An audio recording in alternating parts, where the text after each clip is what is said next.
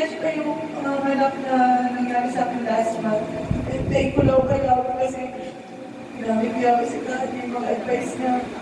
Kasi yung available ko ako, nag-work pa rin ako din yung mga stress kasi month-end, ganyan. Pero pinuntulan ako nila ako yung sitwasyon at tulog ako lang dito sa extension, full of love, full of care. Tapos, naramdaman ko yung presence niya ako dito.